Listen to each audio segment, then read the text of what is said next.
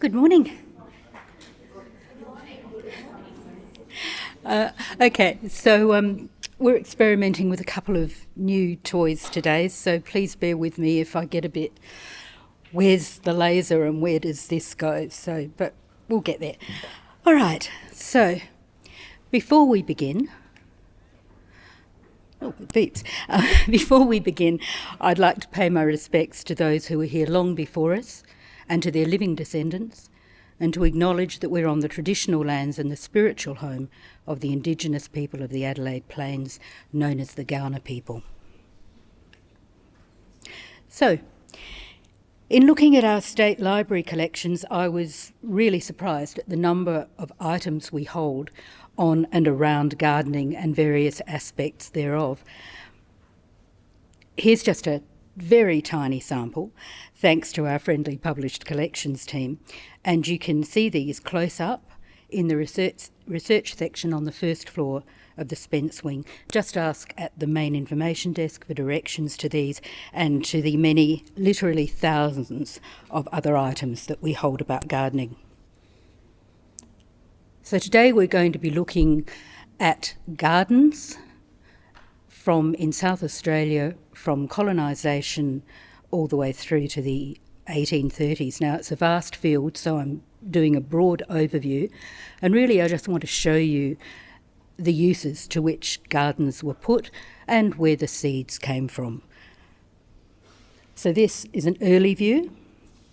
It's by Colonel William Light, and it's an artwork, and it's inscribed by Mr. Charles Barkley. Our tent, in which I lived 8 months, adapted from a sketch by Colonel William Light. Colonel William Light, by the way, was considered one of the best early gardeners and growers of vegetables, and that was because in his home at Theberton with Maria Gandhi, they used mud. That was what he attributed his success to. He used the mud from the River Torrens, and he was considered a very good gardener indeed.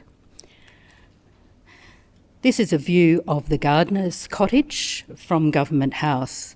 It's drawn originally in pencil by a lady called Mrs. McLeod, and you'll see a small thatched cottage among trees and rows of fencing separating the children playing in the foreground. Those, by the way, are meant to be 4 of Governor Gawler's children.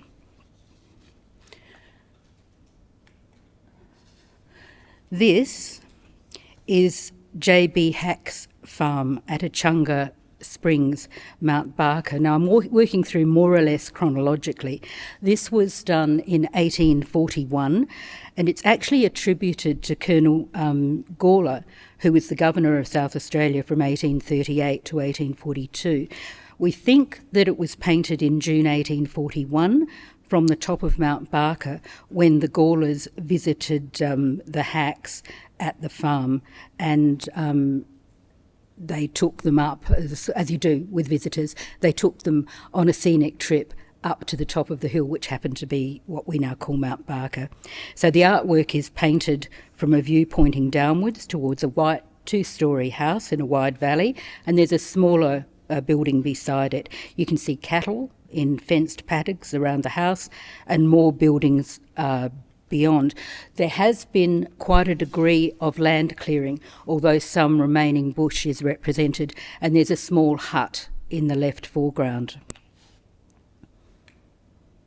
So what we're looking at here was painted around 1846, we think around the same time, by George French Angus, and it's actually plate 55 called South Australian Botany, from the publication, 19th century publication, South Australia Illustrated. If you want more information or want to see the other items in that magazine or that catalogue, you can search our catalogue for South Australia Illustrated, and you can see the entire work, the entire book online.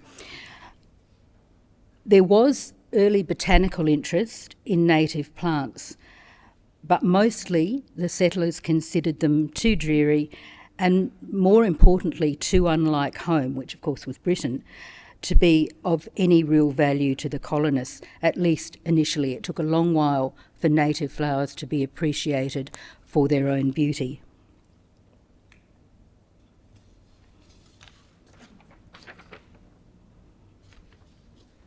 So what we're looking at now is 1845, and it's the plan of the property of Mr. J. Bailey. When the first white settlers came to South Australia, they didn't come alone. They came with gardeners, they came armed with gardening knowledge, they also came with cuttings, vines, seeds, and even seedlings from Europe, and from Cape Town, and in some cases from Rio de Janeiro. After arrival, new plants and seeds were brought into the colony from Van Diemen's Land and New South Wales. And it was only a few years before the first commercial nursery opened in South Australia, and that's more or less what we're looking at here. It was at Hackney, it was on the Torrens River, and Bailey ran it for 40 years until 1881. I might add that he was also brought out to set up the colony's first botanic gardens. It failed fairly quickly, and then the land was divided up, and Bailey took up this very large nursery. You can just see there the source, Years of Endeavour, is a marvellous book about the early years of nursery gardeners and nurseries in South Australia, so I can highly recommend it. It's by Robert Swinburne, and this illustration and the one on the right are both taken from that book, although we do have copies of the plan in our own collection. Now, when that plan was set out, you can see underneath, I think I can get this working, yes, for sale. That's this enlargement here. And what was for sale at the Botanical Gardens was a great variety of lettuce, cabbage and other plants, also all kinds of vegetables on the most reasonable terms. Now that's Allen, I think it's Thomas Allen, and I like the little bit underneath where he says, NB, a liberal allowance is made to the trade and to shops. So there was a plethora of information available to the early South Australian settlers, unlike those in the eastern states who were desperate for food when they first settled New South Wales. But in South Australia, it was a very, very different situation. What have I done there? Yes, okay. So this is the city of Adelaide, and it was taken in 1851, I believe. Yes, that's showing the city of Adelaide. I think I've mixed my slides up slightly, but we'll get there. Okay, this is the one I'm looking for. So I've mentioned Bailey. This is his valuable catalogue of plants advertised in the Observer in 1845. And you can see there, as I mentioned, the colonists here were not starving, and they brought plants with them, as I said. They brought seedlings, and on sale at the stores of the undersigned, just arrived ex-Dorset, that is on the Dorset ship, a prime lot of fruit, banana plants and honey. Some of the early settlers in South Australia experimented with things like bananas, some of them with great success, although they had to mainly have hot houses to make that happen, and they were the more wealthy of the settlers. You'll see here that the fruits comprise oranges, Lisbon lemons, citrons, golden russet apples, swan egg pears and baking pears weighing 4 pounds each. I haven't ever seen a 4 pound... Anyone here seen a 4 pound pear ever? No. Huge apples and pears, 5 pound apples, seem to be quite common in the very early days of gardening. Oh, and the other thing about it, this is Mr. Willoughby sold these goods in Hindley Street, and he is saying that the person who grew them in Sydney, that's this bit underneath, whoops, yep, on present at a visit to this colony, was happy to take orders for plants coming in from Sydney. I might add that plants also came from Tasmania, which had set up quite extensive orchards.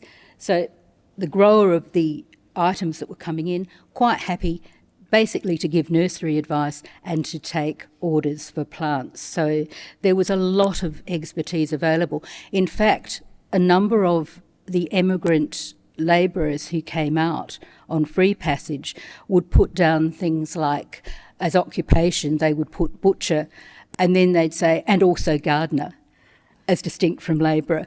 And the reason they did that was because they knew that gardeners were in great demand in the new free colony of South Australia. So you see that quite often in the Emigrant Labour's registers. Okay. So these are the nursery items. Whoops, I shouldn't go too far away. These are the nursery items that are available. I'm not going to go through all of them.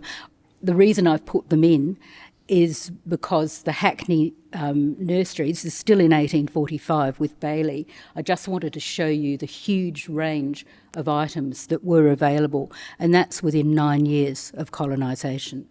I might also add that in 1836, one of the first things the colonists did at Glenelg, while they were still in their tents, was to plant a garden. And it was there for some years later, particularly the potatoes. They just kept growing. So how they grew potatoes in the sand dunes, I don't know, but they did, and they were quite successful. That was the book that I mentioned, Years of Endeavour. It's 1987 it was published, but if you're interested in nurseries and early planting, it is fabulous. It's a really good book. Okay, so the Agricultural and Horticultural Show. This is an image from a series of lantern slides. It's a black and white photograph of an original sketch by S.T. Gill, and it's titled Agricultural and Horticultural Show, Adelaide, 1845. 1845 and the 1840s generally were a fabulous time for getting gardens growing and new nurseries and new nurserymen and gardeners to establish themselves. And it got quite tense. Any of you ever entered a competition, a flower or a plant competition? Yeah, I see a few yeses, yeah. I'm not going to ask whether you won or not. So this is a newspaper report. I've blown it up and it worked. There we go. Okay, so it's a newspaper report from 1851, 6 years later. So the shows continued and they spread gradually to the country regions as well as from Adelaide. Now, it's a newspaper report by James Curnow. They put their names to it, which was pretty interesting. It was authored by Francis S. Dutton and Curnow, as I said, and it's absolutely scathing about the competition results as regards two people in particular, and they mention them by name, Messrs A.H. Davis and Anstey, who took out most of the prizes in most categories. And they say that it was the competition was a dead failure because most of the prizes rested entirely between Davis and Anstey. The frequent recurrence of whose names as gainers of prizes in the Secretary's announcement caused shouts of laughter. And these are some of the... Now, I think I can read it from here. Okay, so you've got Mr. Davis, Mr. Davis, Mr. Davis. That was for catsup and vinegar. If anyone can tell me what a beer engine is later, I'd love to know. We can't work it out, but anyway, that's the beer engine up there. Okay, so Mr. Davis for grapes. Mr. Davis, couple for Mr. Edsdale. Mr. Davis. Mr. Anstey, Mr. Hardy got one. Anstey again, Anstey, Davis, Davis, Anstey, Davis, Anstey, and so it goes on. And I was going to show you the wine one, but I just have had to cut slides. And the wine one, every single thing was read, every prize for every category in wine was Davis and a couple to Anstey. So interesting people, yeah. All right, so let's move on. Okay, now I noticed that there's a prize. Oops, wrong one. Have I gone back? Yes, there we go. Sorry, I'm still getting used to the technology here. Okay, so best native cut flower, Cleanthus or Cleanthus, and it went to a Mr. C. Giles, not to Mr. Davis or Mr. Anstey. I was very happy about that, although Anstey took out the Polyanthus tuberosa, only got the second. the flowers were very interesting because of this native cut flower. Now, I looked up Cleanthus, and in a later paper, about 5 years later at a horticultural show, again they're talking about Cleanthus, but they call it lobster claw. Any of you have come across it, the name? No, neither had I. Sometimes called glory, you have? Yeah. Sometimes also called glory pea. And it actually, I'm pretty sure there are two kinds of there are many kinds of Cleanthus, but I'm pretty sure that in this case it's referring to Sturt's desert pea, which was then Swansona formosa, and it was known by a name of other common names. Bloodflower was another one, and that's because there's a legend, an indigenous legend, about a couple who run away and they're pursued by the woman's husband and his friends, and they bury them, kill them and bury them, and then the ground sprouts Sturt's pea, basically, which is why sometimes it's called blood flower, or the flower of blood. Okay. By the way, it was found and lost and rediscovered. William Dampier first came across Sturt's pea in the late 17th century, and then it wasn't seen again until Sturt rediscovered it, Captain Sturt, in the far north in the 1840s. And that drawing is by Rosa Fiveash, whose name you may know. She was born in Adelaide in 1854, studied at the Adelaide Art School of Design, and she specialised in painting Australian flora. In fact, Rosa Fiveash illustrated Forest Flora of South Australia in the late 19th century by John Edney Brown, and South Australian Orchids by Dr. Richard Sanders Rogers. Okay, now moving right along. This is Devil's Elbow. Now, it's around about 1917, so later than the period I'm talking about at the moment, but it was set up by George Stephenson. He was rumoured to be in opposition to Bailey's Hackney Gardens site, and that's why he bought Leeward Gardens up at Devil's Elbow. Stephenson had also employed McEwen, who set up the McEwen Jam Factory, which we'll get to later. This is, as I said, a later 1917 view, or I think that 1916 view from a postcard of the Devil's Elbow at Leeward Gardens, which is the area in which Stephenson set up his very large garden. Prior to that, he'd had a garden between Melbourne and McKinnon Streets at North Adelaide, very large orchard garden. Stephenson was newspaper editor, arch foe of Colonel Light and secretary to Hindmarsh, and depending on who you read, dripped poison in Hindmarsh's ear and really messed up Colonel Light's career and caused great damage. But he was a very, very good gardener. In his obituary, Stephenson has himself referred to as the father of horticulture in South Australia. I think that's debatable, but he was certainly very sure of it and left instructions for it to be printed. Okay, we're looking now at the Farm and Garden. These are two magazines. This first one on the left, Farm and Garden, was founded at the suggestion of Daniel Ferguson of the South Australian Agricultural and Horticultural Society. It sold for sixpence for 16 pages, and it was full of articles about a range of agricultural topics, and mainly written by local experts, including George McEwen and G.W. Francis from the Adelaide Botanical Gardens. Towards the end of its life, the newspaper included more diverse material such as poems by someone called Ellie, a ladies' column, a literary column and a chess column. But by June 1863, adverse seasons had increased the difficulty of remaining afloat and the newspaper publication periodical ceased. On the right, you'll see Garden and Field. So some years after the closure of Farm and Garden, two Adelaide printers, Albert Molyneux and Samuel Richards, revived the publication, calling it Garden and Field, later Garden and the Field. Much more successful than the earlier title. In fact, in 1901 it expanded to open a Melbourne office, and it changed from a monthly to a weekly publication, and it was even distributed internationally.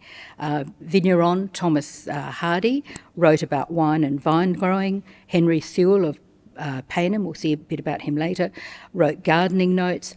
Otto Tepper of the South Australian Museum next door wrote articles about pests. That's the garden kind, lawn growing and other topics. And Robert Barr Smith's gardener, a man called Carl Tybal, wrote as gardener. He had a regular column.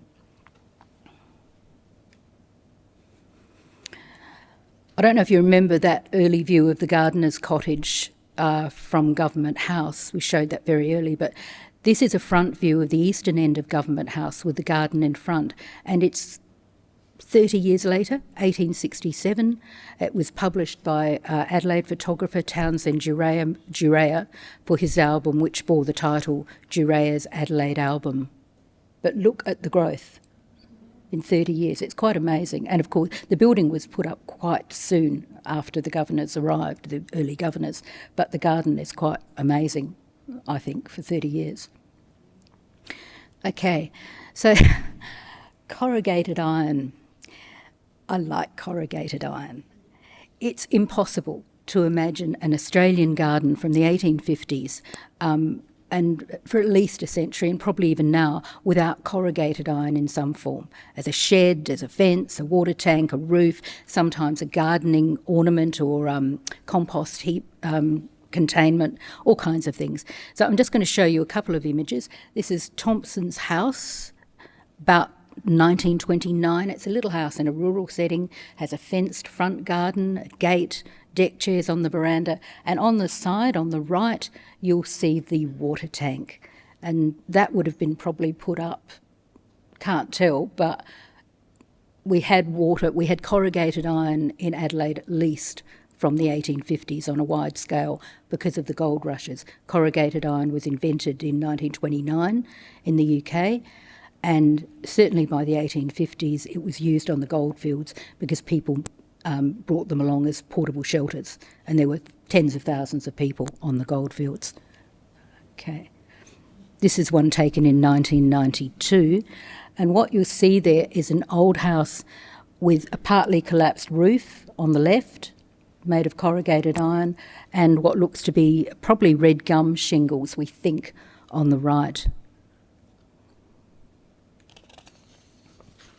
Okay. Again, we're looking at early structures. Now, the thing about gardening, as you would all know, is that you've got to have something to plant it in, generally soil or a medium, or like now it would be horticulture, water, I can't remember, aquaculture I think it's called, or pot plants. Now, what we're looking at is a row of cottages in Kensington, South Australia. You need to remember that in the early days, places like Kensington, Mitcham, Burnside, Unley, they were villages. The road structure wasn't in place. The other thing about gardens is that you have to have water for the most part, depending on the plants, but you have to have some water generally. So plants need water, they need a good soil medium in which to grow. There are a dozen other things we could talk about, like compost, and of course climate. Now, in South Australia in the early days, there was no land for the workers. And this is a later shot of a street at Kensington. But what I wanted to show you was the dearth of garden. On the left, you can see a picket fence. There would probably be maybe that much space, less than a metre usually, between the pavement line and the fence. And you can see the house on its right, on its left, our right, has no garden at all. There's nothing. It just fronts straight on. You can still see a few of these around North Adelaide, and in a lot of the older suburbs you can see houses that go straight onto the garden. So there's no space, and virtually nothing except an outhouse in the backyard. Maybe a tiny bit of soil, but not a lot. And also the workers' cottages, certainly in the city, and most of the village, what became suburbs, were set up next to factories, places where you would not want to be outdoors gardening. But they have made an attempt there with the vine, which I thought was pretty good. That would have been later. Now, why won't you move? Contrast that with this, which is not that far away at Medindie, and it's the G.C. Hawker, George Charles Hawker residence called the Briars at 15 Briar Avenue, Medindie, with Mr. Hawker on the front steps. It later became the McBride Convalescent Hospital in 1914. But that was taken approximately 1880. Just going to have a quick look at a sketchbook by M.J. Martin, and she was in the Burnside area. It's actually Hazelwood Park. You see there, again, we're looking at water. That's another prime component, of course, and that looks to be a well in the right with a water barrel at the bottom, so it's in the foreground on the right. Let's see if I can target it. There it is, there. And you can see a plethora of plants. It's absolutely fantastic. Okay, I'm just going to quickly show you these. This is the garden at the bottom of that Hazelwood property.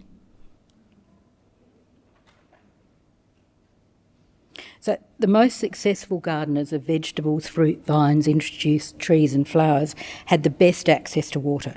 In the hills and villages, which later became the suburbs, there were wells or direct access to creeks and rivers, and in country regions there were rivers, creeks, wells, dams and bores. What we see here is a man collecting water from an old well at Port Noarlunga. This is from the shot is from the early 1900s, but the well would have been sunk very, very early, and the water carted to where it was needed. You see the patient horse there? Okay. So there was hand watering with a watering can or a bucket. Although even in ancient times there were devices like earthenware jars, which we have again, which hold water. You put a hole in it, several holes, and it allows water to seep out slowly near plants. They used those in ancient Babylon to water the hanging gardens, we believe. So this is an image of a woman and a boy from around 1902, and the woman is holding a watering can. And this is a little bit later, around 1917. This is Dr. Herbert Baystow standing in his garden using a hose to shower his pet emu. He was an anthropologist, a geologist, an explorer and a medical practitioner, and he pushed hard for sanctuaries and national parks to preserve flora and fauna. And he's using a hose, of course.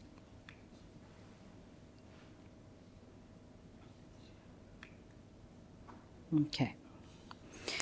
So this is the Adelaide Parklands in 1880. We think it's Samuel White-Sweet who took the photograph. It's from a point about 60 yards north of Wakefield Street, and the reason I've used it is because the olive grove was planted in 1870. And it was planted at the urging of a man called George McEwen, founder of the Glenewan jam factory, and he pushed the Adelaide Council to graft a large number of olive trees on the East Park lands, which means that probably these trees were planted about 1868. And it shows the paths crisscrossing the parklands between East Terrace to Kedderville Terrace, and you've got the hills in the distance. And that is the McEwen property. In about 1843, George McEwen started off as a vigneron. He worked for George Stephenson, who we've mentioned. In fact, he dedicated his book about wine. You'll see it in the cornucopia exhibition upstairs. He dedicated that book to George Stephenson. He moved from there to work for a man, well, we've mentioned Mr. Anstey, and he hated him, absolutely loathed him. If you look at the diaries, he's almost every day had another fight with that man. Anyway, so he left and he set up his initial Glenewan jam or selling place to sell orchards, fruit and wines and all sorts of things. He set it up very close to Anstey as direct competition because he loathed him so much.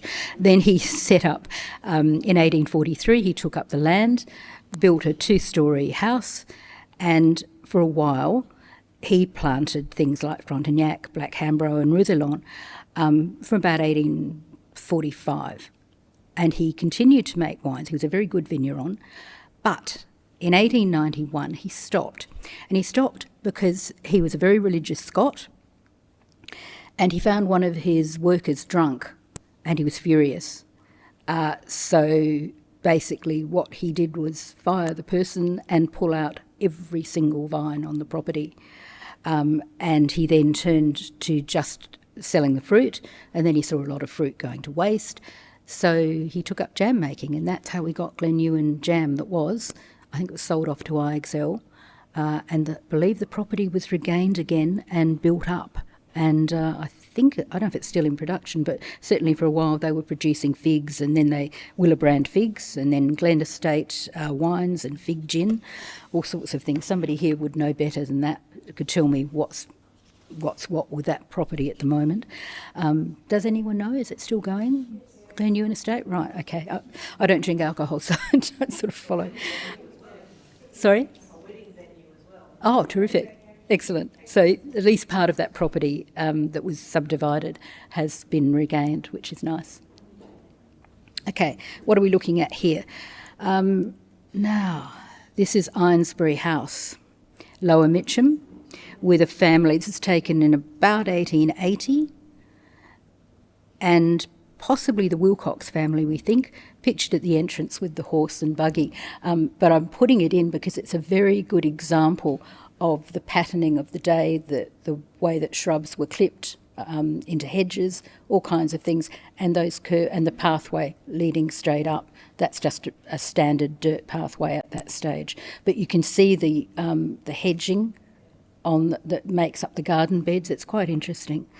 And in contrast, there's the gardener's cottage at Ironsbury House with the man and his wife and baby pictured. Both of those images were taken sometime between 1870 and 1880. And now, if I can get it moving. Okay, what are we looking at here? This is 1870, so we're moving through time. This is the front garden and William Hawke's family, we think, on the property of Hayward House. Some of you will know Hayward Park. 2 years, so he bought the property in 1856. 2 years later, built the current house. And these are pictures of it through time. And there we go. So the second, the left one is, I think, 1885. The one bottom right is 1907. And if you look carefully, you can see the liliums there, and I'm pretty sure there. Not sure about that one. Lilies came to be quite prevalent, ubiquitous, in fact, throughout South Australia. So I'm just going to move on. Okay, so these are a few of the Hayward House property. Fountains, garden fountains became a big, big feature. I think it was the late Victorian era. And there they are at the fountain. I'll just go back. So there's the fountain. And this is Mabel, who married, this is Everett Home, and Mabel married William Haslam, daughter of William Haslam, married Everard in 1909. We've got 66 photographs of the Hayward House, so if you ever want to have a look at an older stately home in detail in terms of the garden, it's a great resource. Now, if I can get it to move to there we go. And there's the fernery. No historic or stately home was complete without a fountain, and then the fernery. This one is Hayward House. That one is the fernery at Bungala Homestead at Yankalilla. Actually had a nice big lily pond. And I'm going to show you 2 pages from a book by Richard Aiken called Gardenesque, A Celebration of Australian Gardening, 2004. And what we're looking at the left, they were basically called toys. So they were Victorian ornaments. You found them everywhere. And I particularly like this because it's an interior piece of furnishing, and it's made of New Zealand flax, palms, India rubber and ivy, and it is real. They're growing in pots, you can see there, and you'll see those ubiquitous ferns. And there's the archway, and there's the little couch. So if you want to get ambitious in your home, folks, that's what you plant. Okay. Now, if I can get you to move, that would be really nice. It's stuck. No, it's not. There it is. Okay. So this is the manse at Goodwood, about 1897.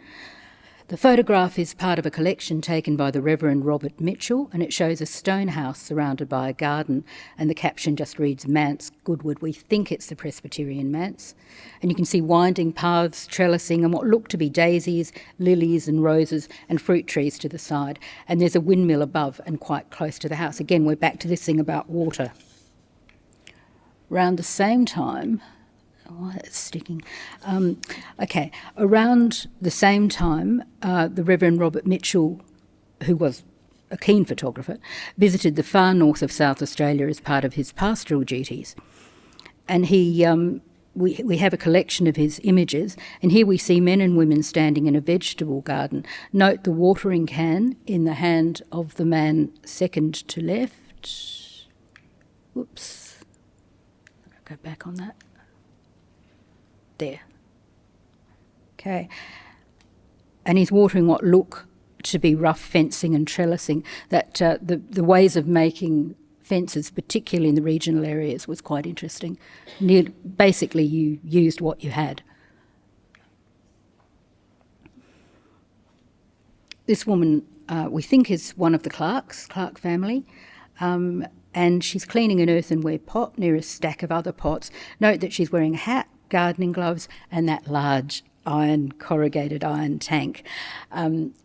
People were particularly careful of their complexions in this era. There was no sunscreen as such. Okay, McGarry's Mill Hindmarsh. Now, it's a carefully posed shot. We know it's taken the 23rd of July, 1898, and it was taken by photographer Ernest Gall.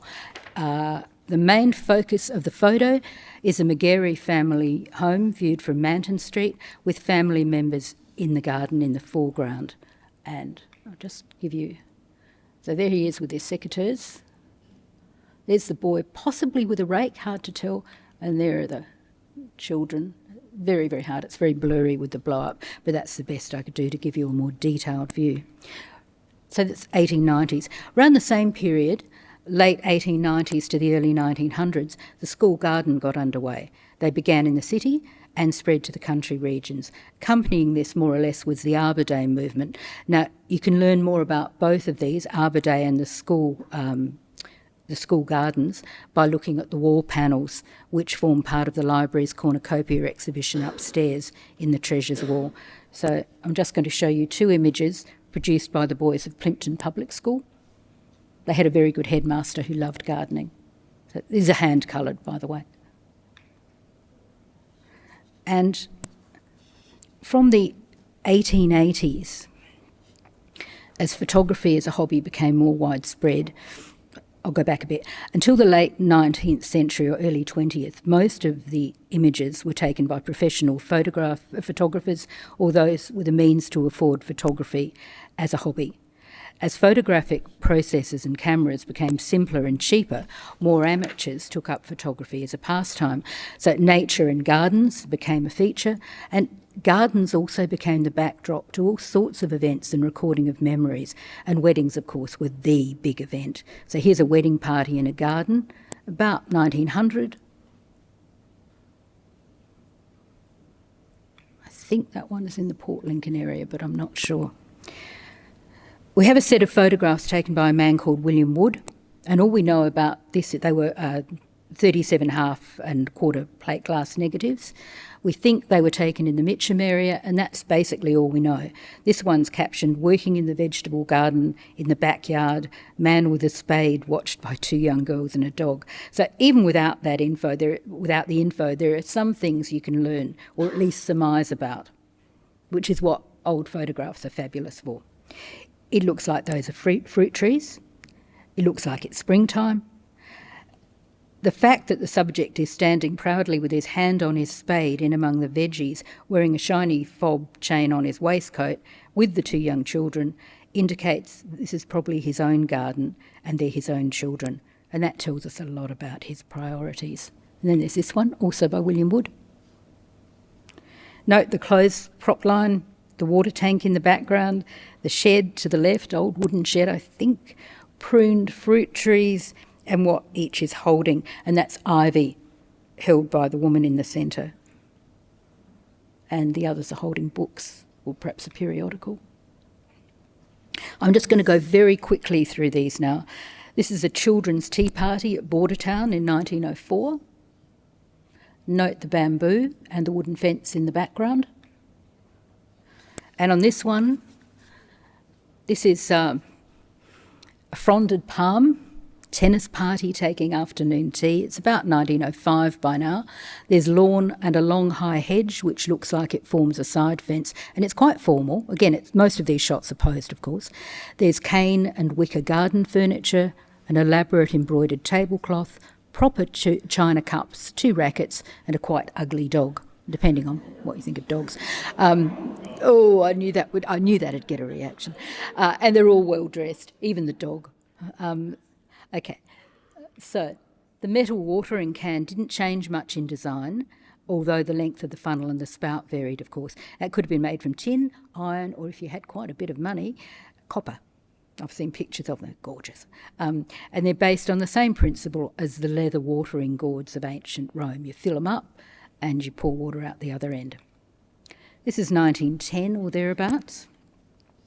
And this woman is holding a watering can. But what's interesting about this one is the wide variety of buckets and containers that they're holding. So clearly she takes the watering can, and then they take water from, again, the tank in the background on the left, and then they water lots and lots of their plants by hand. I might note there that reticulated water, and then the hoses, of course, didn't come to Adelaide until I think the 1860s, and by the 1870s it was spreading out to the suburbs. And once you had piped reticulated water, you could start putting in taps and hoses, and then it was much, much easier than this. But a lot of people, even though hoses were available, they still watered by hand, and it was about conservation of water, something we could probably learn now. So we're going back here to the 70s just for a moment, and this is Mornington, the residence of Mr. Luther Scammell, who was the managing director of Foldings for many years. That large Georgian 2-storey house has a grassed area in the foreground and a row of trees leading up to it, and it looks pretty bare. So it's around 1870s, new plantings, large area of probably mown or scythed grass in front of the house. If it's the 1870s, they could well have had some form of lawnmower, because anyone know when the lawnmower was invented? Anyone? 1830 in England. So I was quite shocked. I thought it came much later than that. But anyway, before that they used sheep or poorly paid people with scythes, both depending on how much money you had. Okay, this is back to the same property a little bit later. And these are just, note the conservatory attached to the veranda. This is probably 1870s to 1880s.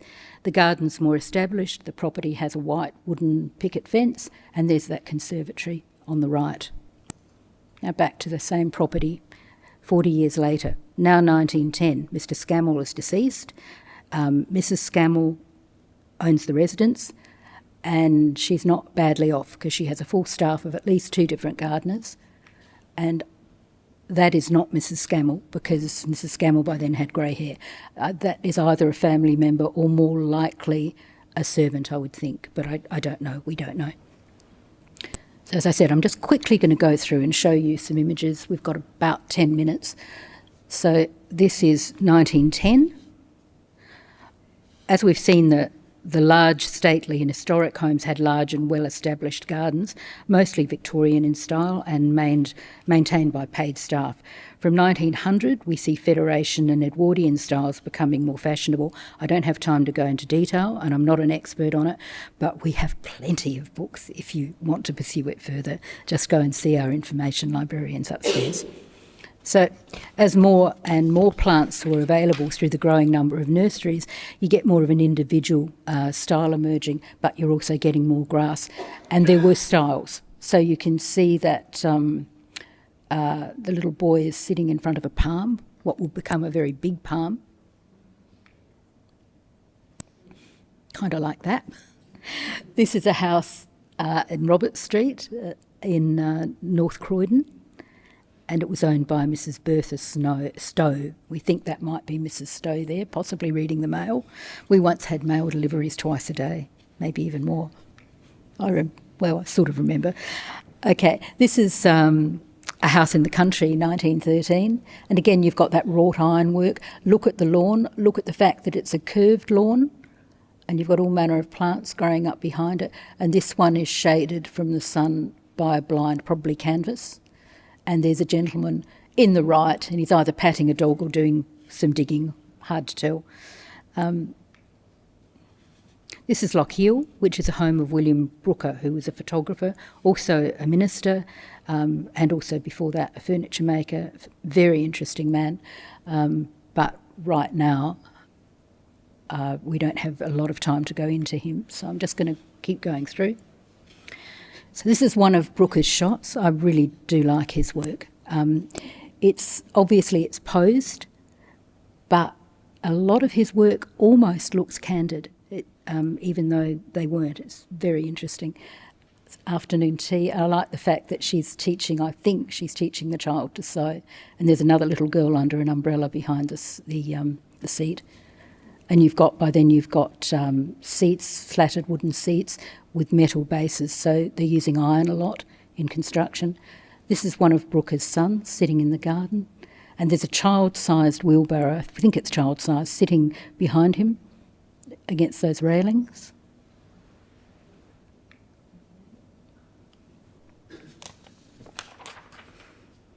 I'm just going to move very fast through these. This is a new house, no garden as yet, but look at the shape of the front gardens, and by now they're using concrete, 1915. In the garden itself, they've been using concrete for a very long time. The beginning of a wooden fence and the high side wooden fence on the right. Note also those cows in the background there. I haven't blown them up, but take my word for it, they're cows.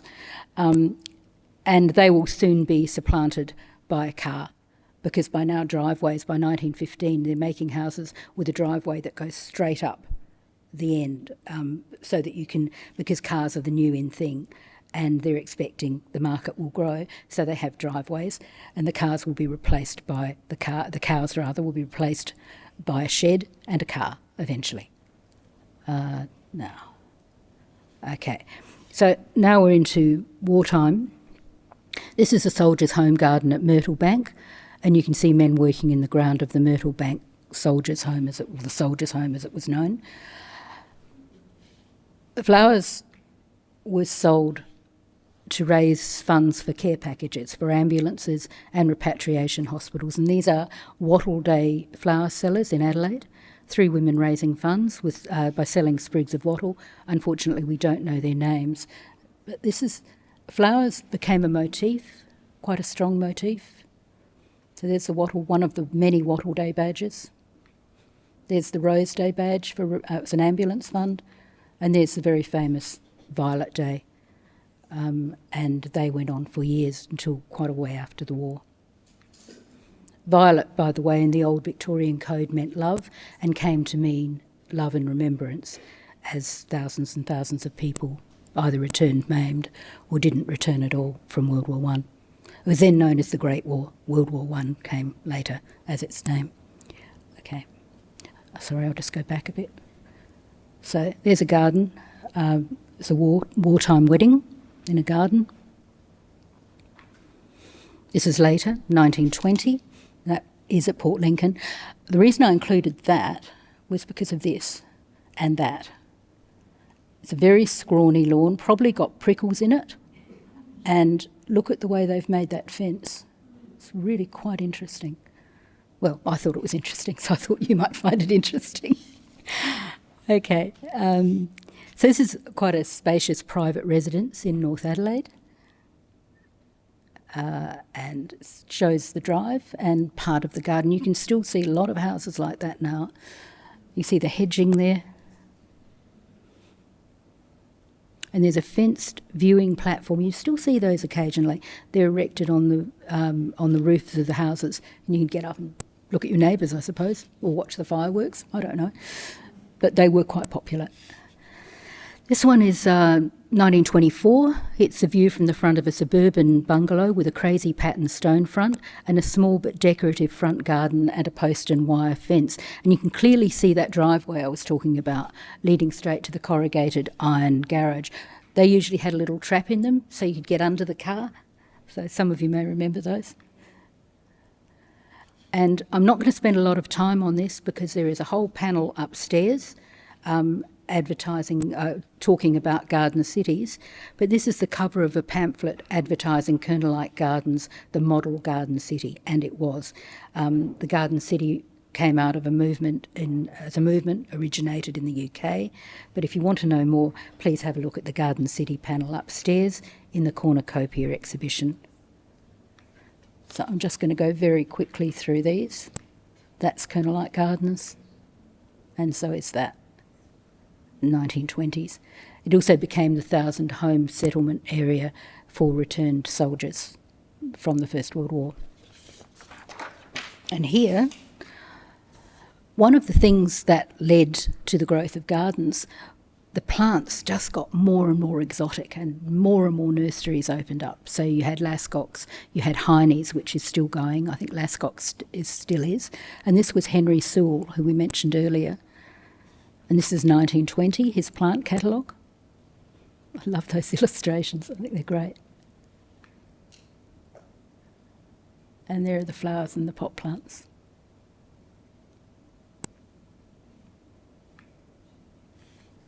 Okay.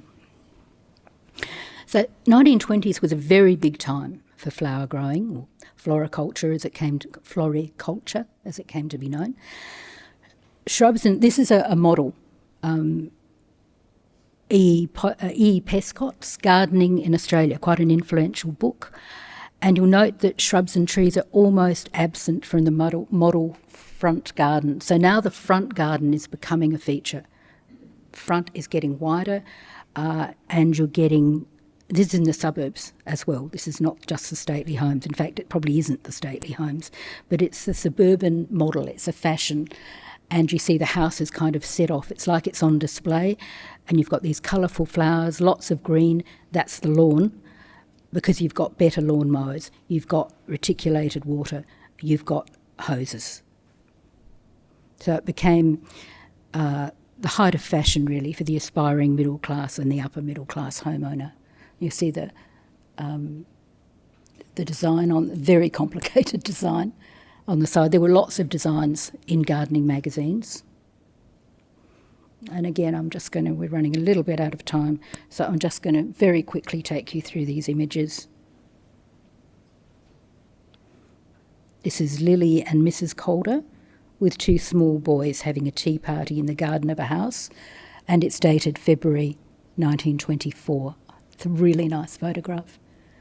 And again, you see that ubiquitous corrugated iron and probably some ivy there. And it's a really daggy back garden, but it's just great.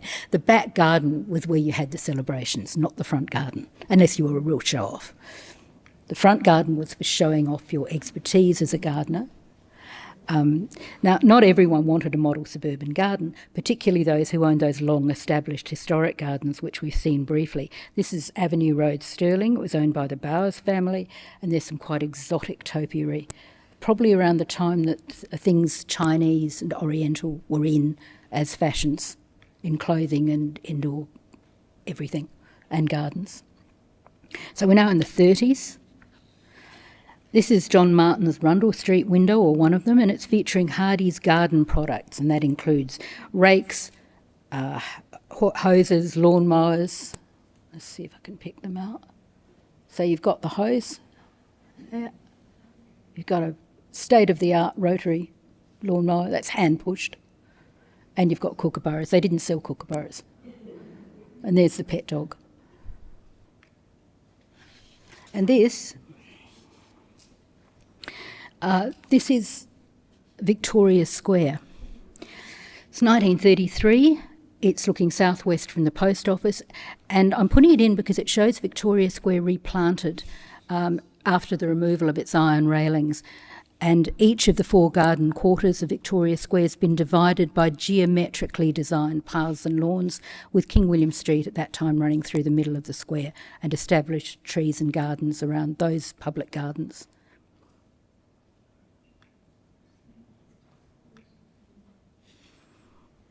This is a back garden tea party, 1935. We have a collection of photographs by a man called Raymond Hire Gordon, and we're just using a couple of his photographs here. We know this was taken, these 2 women and a man are in a garden near the porch of a house at Glen Osmond. We have a bit more detail, but I won't go into it. And then we have an unidentified man and woman with a baby in a garden, and don't they look happy? It's gorgeous. And again, as I mentioned, there's this plethora of nurseries providing all manner of plants to South Australians. But, and again, for a comprehensive list, I'll recommend the nursery book that I showed at the beginning of today's program. But I can't end today without mentioning an early champion of native plants. So this is the front cover of Wetanga Nursery's catalogue, and a page in the catalogue about 1935.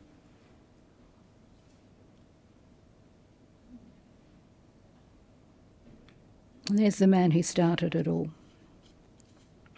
Mr. Ashby. And he's shown standing in the Maluka beds of Wetanga Garden amidst a wide range of different plants, from low succulents to tall flowering shrubs. It's quite a nice photograph, actually. I think he's standing a bit precariously, but there you go. Okay. In March 1934, bushfire with a 5-mile front came towards Blackwood from Belair, burnt everything in its path, including Edwin Ashby's home of Wetanga. But it was rebuilt, the garden was restored, and on the 21st of October 1965, the Coromandel newspaper reported on the Ashby family's gift to South Australia. Mr. Ashby's magnanimous gift will benefit the state. The article quotes Keith Ashby as saying on the 15th of October, "The knowledge that Wetanga will remain a garden for all time gives my family and me great satisfaction."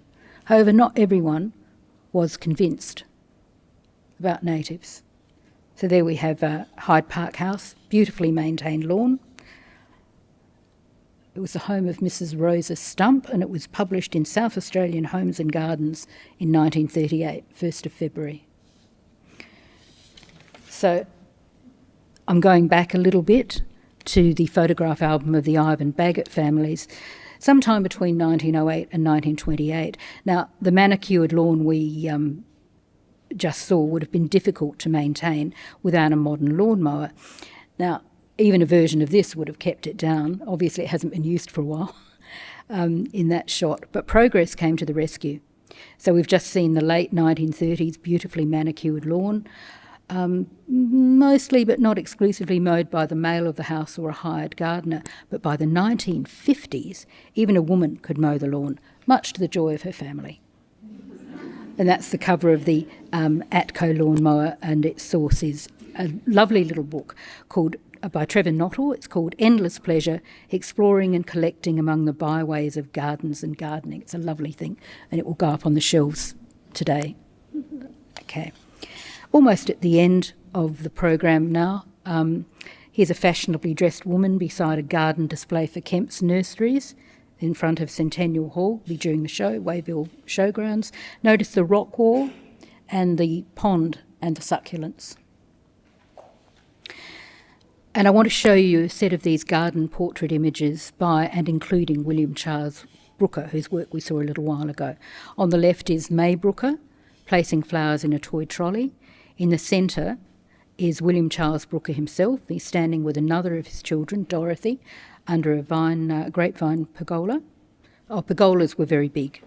And on the right, taken in 1930, is a hand-coloured image of Frank Brooker Broadbent, who's the son of Dorothy Brooker and Frank. So Dorothy is the child under the pergola, and that's her son some years later, decades later, and he's holding a toy sailboat, which brings me to our last couple of images.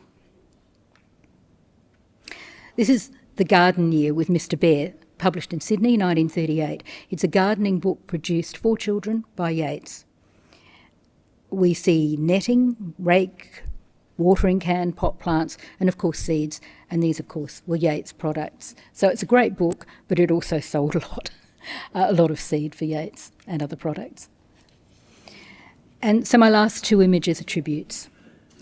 When I was reading about the earliest gardens in South Australia, I read over and over about those who did the sowing, mowing and growing, for which this program is named, and the people who experimented with plants and crops and trees and the nurserymen who supplied them. There were many, and they were almost exclusively men. And the whole time, never mentioned, but standing by them and working with them were the women, the wives, the mothers, the sisters and the daughters. So I just want to mention a very special garden just down the road on the left of Kintore Avenue as you head towards the river. The origin of the Pioneer Women's Memorial Garden lay in the South Australia centenary celebrations in 1936, and the women of South Australia raised £6,250 to create a befitting memorial to the pioneering women of the state. So in 1938, that's a large sum of money, by the way, the Pioneer Women's Memorial Trust commissioned Adelaide-based garden designer Elsie Cornish to design and build the garden. Melbourne sculptor Ola Cone was engaged to carve the sculpture of the Timeless Woman from a 3-ton pillar of Waikerie limestone, and set into the base of the sculpture is a sundial designed by George Dodwell, who was a South Australian government astronomer, to accurately reflect Central Standard Time. I did not know that. Elsie purposely kept the design of the garden simple because it was intended to be a memorial. There you go.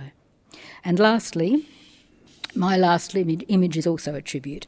This is a coloured label for Finest Garden Honey Hive brand, packaged by F. Humphreys and Sons, Adelaide and Jamestown. It's approximately sometime between 1902 and 1932, and it's my tribute to both the pioneering families, and I stress families, who set up the orchards and the gardens and produced the things we loved, the honey, the jam, the sauces, the pickles, and of course the flowers. But finally, this image is also my tribute to a tiny little creature which makes it all possible, the bee. The little thing that communicates with the weather and the flowering plants, and that makes the fruit and the vegetables and the honey in the vines produce all this wonderful stuff that makes life and our gardens such a pleasure. So thank you.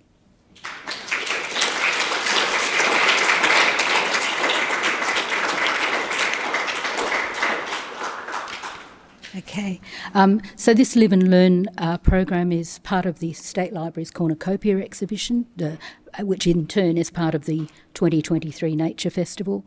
And next month, in our last L&L program for the year, I'll be looking at In Plain Sight, 20th century LGBTQ+ writers in our collections, and that will be on the 21st of November. And while you're here, you may wish to have a look at the Cornucopia exhibition upstairs in the Treasures Wall. And I'll be here for about 10 minutes if you want to ask any questions. Okay, thank you.